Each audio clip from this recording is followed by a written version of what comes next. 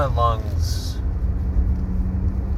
and the air is a cooperation.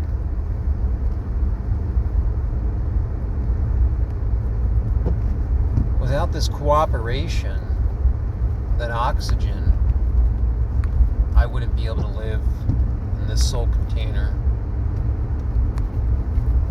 And of course, there's all types of interlinked process going on all around you and inside of this machine that you operate. And I realize that that's another symbolic way to see how everyone is connected. Mr. Wilcock, because of being associated with controversial material, I'm sure it'll be overlooked, that he always talked about that link of everyone, which goes back to that original tone in that geometric shape, that seed of the universe.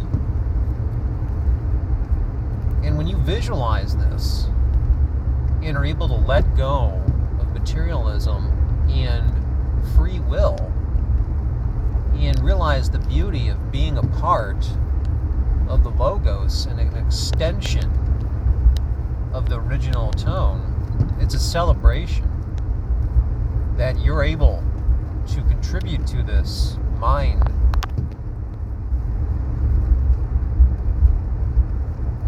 And you begin to realize that time here on this planet is nothing compared to home,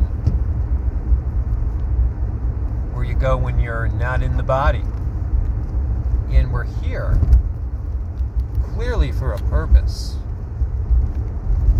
And that purpose is to realize the importance of service to others, because no matter what you have, you're going to lose it.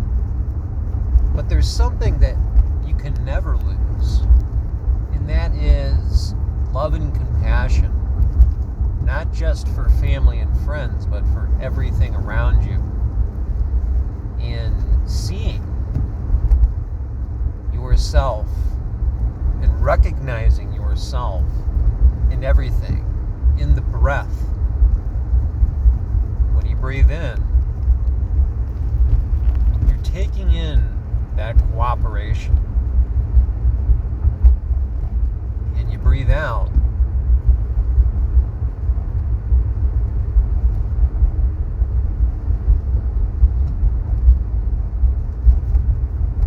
let go when you breathe out the negative thoughts of the day, and you don't want to dwell on those thoughts. You don't even want to think about them. Just remember that they occurred and visualize them as a substance that's leaving,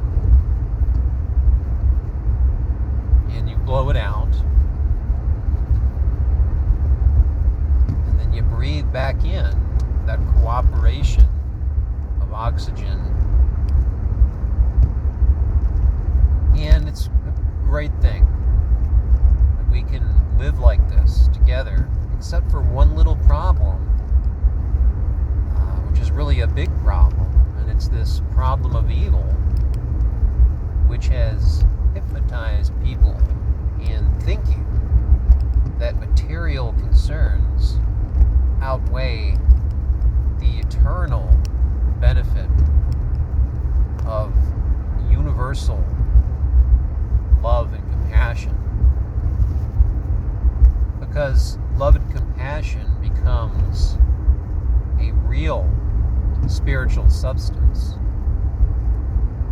And when that's realized on a global scale, when your grid is fixed and your sacred sites are being operated by spiritual staff and lesser sacred sites are being operated by spiritual staff. That this love and compassion for everything then becomes a drug-like effect, and it's in the air, and you can see it. Reality will begin to shift, and you will start to see more amber colors, red colors. You'll start to see the colors of emotion, auras. The global consciousness grid can be fixed in a matter of days if approached in the right way.